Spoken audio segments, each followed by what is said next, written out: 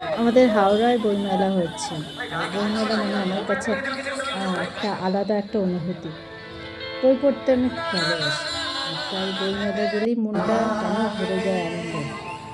চারিদিকে বইয়ের গন্ধ, লেখকের নাম, নতুন বইয়ের রঙিন প্রচ্ছদ সব মিলিয়ে বইমেলা একটা অন্য রকম জগৎ।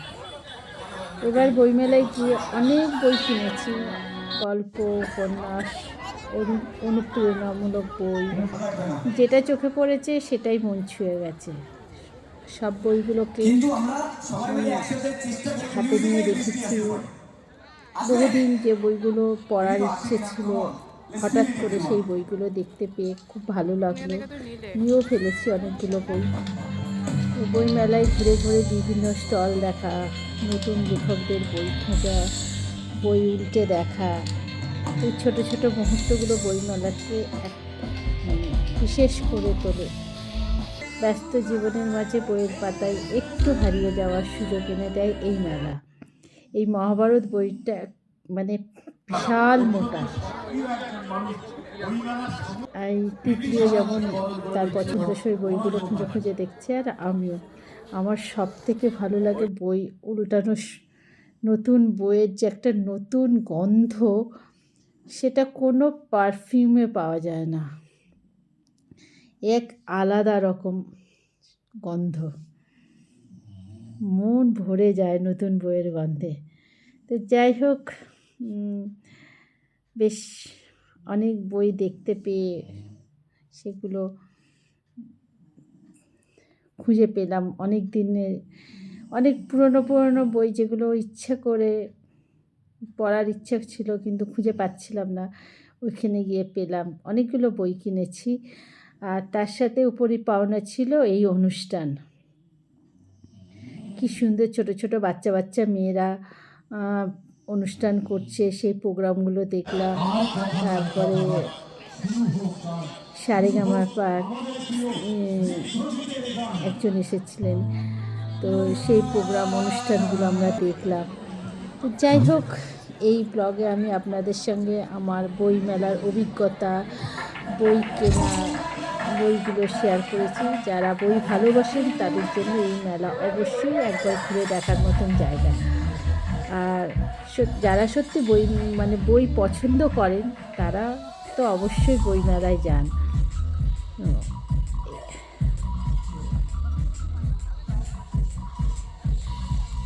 যাই হোক, ভিডিওটা ভালো লাগলে একটা লাইক করবেন, চ্যানেলটাকে সাবস্ক্রাইব করবেন, আর কমেন্ট করে জানাবেন আপনারা বইমেলা গেলে কেমন বই কেনেন বা কোন বই পড়তে আপনাদের সবচেয়ে বেশি ভালো লাগে। আমার তো সব বই পড়তেই ভালো লাগে। ভ্রমণ কাহিনীও যেমন ভালো লাগে, গল্পের বই তো ভীষণই ভালো লাগে।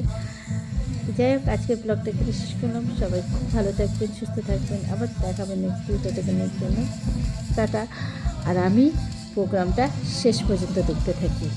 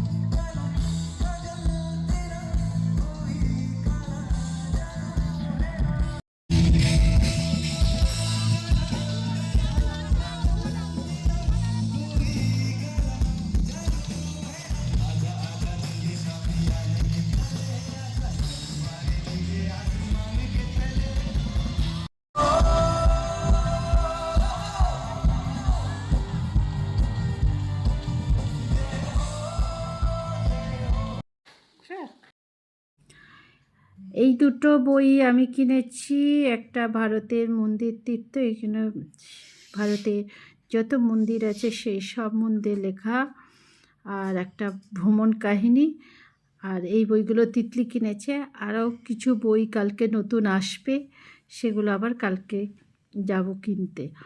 তো এইগুলো তিতলি কিনেছে, আমিও পড়ব, সব বই পড়ব।